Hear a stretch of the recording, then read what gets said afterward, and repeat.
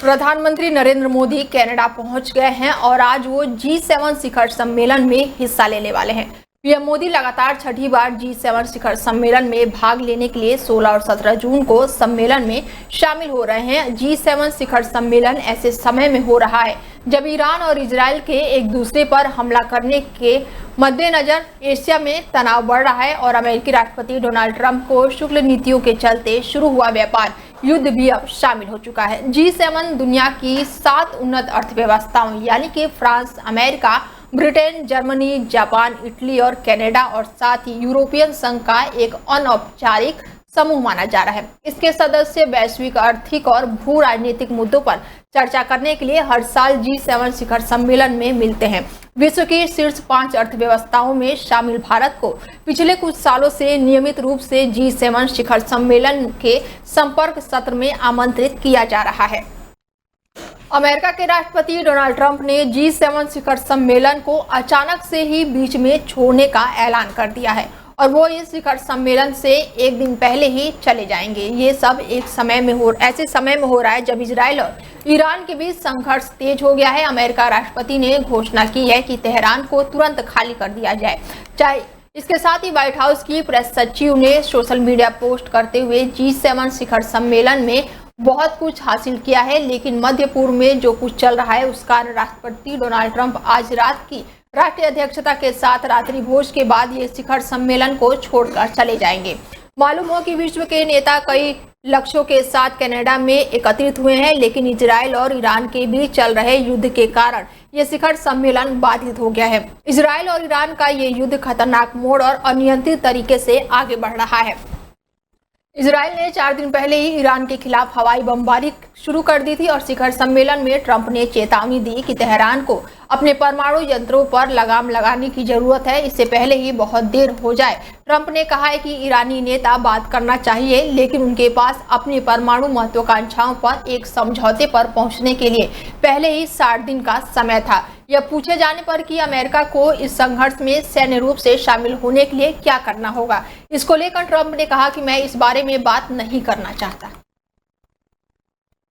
दुनिया भर की निगाहें एक बार फिर से पश्चिमी एशिया पर टिकी हुई है। इसके साथ ही इलाके में इजराइल और ईरान के बीच बढ़ते संघर्ष दुनिया भर की चिंताएं और बढ़ा रहा है और इसी बीच अमेरिका के राष्ट्रपति डोनाल्ड ट्रंप ने सख्त लहजे में ईरान को परमाणु हथियार बनाने से रोकने की चेतावनी दे डाली है। उन्होंने अपने सोशल मीडिया प्लेटफॉर्म पर कई पोस्ट किए हैं। ट्रंप ने अपने पोस्ट में तेहरान के लोगों को तुरंत शहर खाली करने की सलाह दे डाली है और इसके साथ ही व्हाइट हाउस ने ऐलान किया है कि ट्रंप G7 शिखर सम्मेलन को जल्दी छोड़कर कई अहम मामलों पर ध्यान देने के लिए रवाना हो रहे हैं। ट्रंप ने अपने बयान में ईरान के परमाणु कार्यक्रमों को लेकर अपनी पुरानी नीतियों को दोहराया और इसे रोकने की वकालत की है।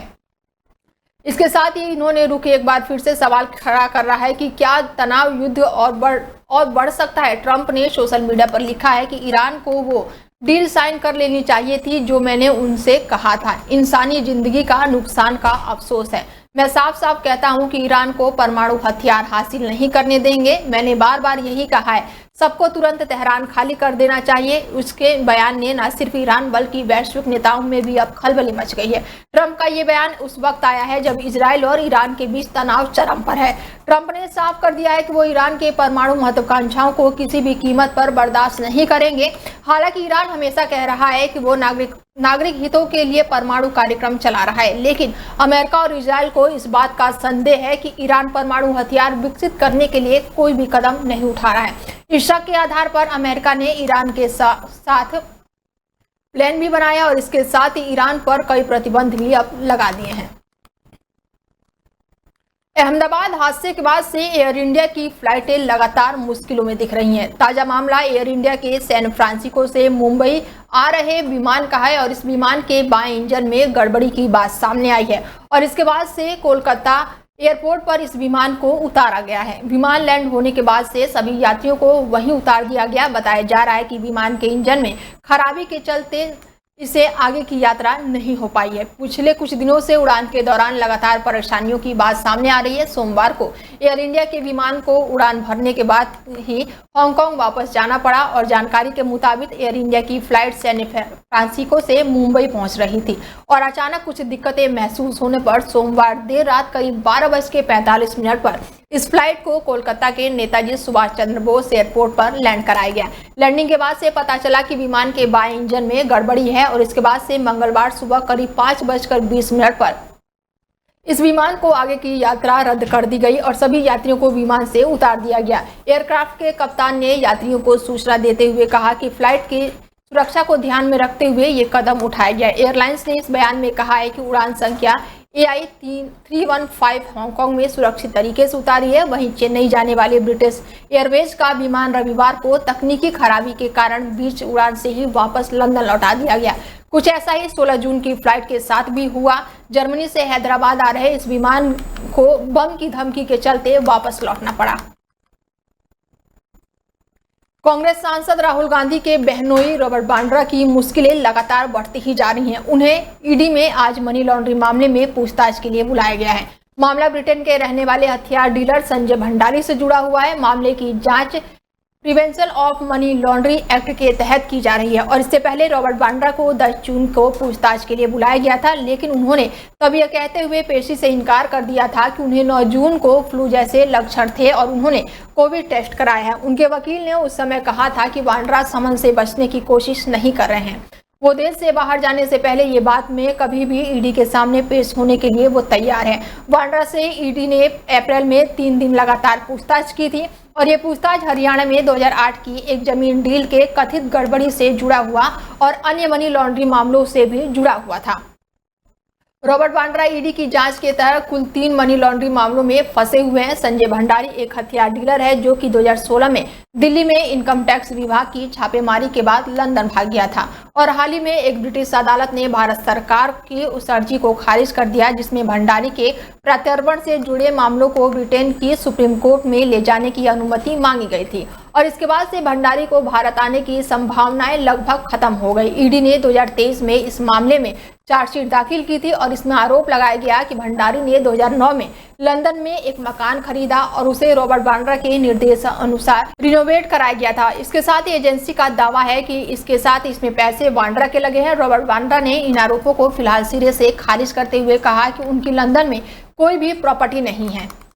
दिल्ली में भारी संख्या में पुलिस और अर्धसैनिक बलों के जवानों की मौजूदगी के बीच अशोक विहार फेज 2 के जलरवाल बाग क्षेत्र में डीडीए की जमीन पर लगभग 30 साल पहले बसी हुई झुग्गियां हटाने का काम सोमवार से ही शुरू हो गया। बताया गया है कि 7.5 घंटे चले इस अभियान के दौरान लगभग 1000 झुग्गियां तोड़ी गई हैं। कार्रवाई के बाद से लोग मलबे से अपना सामान समेटते हुए नजर आए हैं और इस क्षेत्र में बसी 1650 झुग्गियों में रहने वाले 1075 लोगों को पुनर्वास योजना के तहत स्वाभिमान अपार्टमेंट में पहले ही फ्लैट आवंटित किया जा चुका है और इस कार्रवाई के दौरान उन्हें 250 झुग्गियां ही नहीं मिल पाई है जिसका ध्वस्तीकरण पर कोर्ट का स्थान आदेश है। इसके साथ ही इस कार्रवाई के विरोध में आम आदमी पार्टी के पूर्व विधायक अखिलेश त्रिपाठी झुग्गी वालों से मिलने पहुंचे, लेकिन पुलिस ने उन्हें पहले ही रोककर हिरासत में ले लिया। वहीं इससे पहले क्षेत्र की बिजली आपूर्ति बंद कर दी गई थी। दर्जन भर अर्थ मशीन और बुलडोजर शाम 5:30 बजे तक लगातार चलते रहे। बताया जा रहा है कि पूरे दिन में लगभग 1000 झुग्गियां तोड़ी गई और दिन भर महिलाएं, पुरुष और बच्चे मलबे से अपना सामान बटोरते दिखे। लोग अपने घरों को लोहे के दरवाजे, खिड़कियां, इसके साथ ही टीन सेट के अलावा घरेलू सामान उठाकर दूसरी जगह ले जाते हुए दिखाई दिए। डीडीए ने करीब 150 झुग्गियों पर कार्रवाई नहीं की और इन झुग्गियों के मालिक ने कोर्ट से ध्वस्तीकरण के खिलाफ स्थगन आदेश ले लिया है। ऐसी झुग्गियों को डीडीए ने पहले ही चिन्हित कर लिया था और इस क्षेत्र में करीब 1650 झुग्गियां बनी हुई है जिसमें से 1075 लोगों को पुनर्वास योजना, जहां पर झुग्गी वहां पर मकान के तहत केंद्र सरकार ने पिछले साल स्वाभिमान अपार्टमेंट में फ्लैट आवंटित किया था। जानी मानी एक्ट्रेस मनारा चोपड़ा के सिर से पिता का साया उठ गया है। फादर्स डे के ठीक एक दिन बाद ही मनारा के पिता का निधन हो गया। हाल ही में एक्ट्रेस पिता की मौत के बाद से एयरपोर्ट पर स्पॉट हुई है और इस दौरान वो काफी परेशान दिखी। मनारा चोपड़ा ने बीते दिन एक पोस्ट के जरिए बताया कि उनके पिता का निधन हो गया है। उन्होंने एक पोस्ट में लिखा कि बहुत दुख और पीड़ा के साथ हम अपने प्यारे पिता के दुखद निधन की सूचना दे रहे हैं। 16/6/2025 को हमें छोड़कर वो चले गए। हमारे परिवार के लिए शांति और मजबूत स्तंभ थे। पिता की मौत की खबर देने के बाद से मनारा चोपड़ा मुंबई लौट आई हैं। वो बीती रात को मुंबई एयरपोर्ट पर अपनी बहन के साथ स्पोर्ट्स हुई से और इस दौरान वो बहुत ही उदास, हताश और परेशान दिख रही थी। उनके चेहरे पर अपने पिता को खोने का दर्द साफ दिख रहा था। बता दें कि 18 जून को मनारा चोपड़ा के पिता को अंधेरी वेस्ट में 1 बजे अंतिम संस्कार होगा। मनारा चोपड़ा का असली नाम बार्बी हाडा है। इसके साथ ही फिल्मों में आने के बाद से उन्होंने अपना नाम मनारा चोपड़ा रख लिया था, जिसका सुझाव उनकी कनिज प्रियंका चोपड़ा ने ही दिया था। प्रियंका रिश्ते में उनकी कजिन लगती है और मनारा के पिता प्रियंका के फूफा लगते हैं। मनारा चोपड़ा ने साल 2014 में जिद मूवी के फिल्मों में कदम रखा था और फिर साउथ फिल्म इंडस्ट्री में काम किया। उन्होंने सबसे ज्यादा popularity controversy reality show big boss 18 में मिली और आखिरी बार उन्हें लाफ्टर शेफ सीजन 2 में देखा गया था।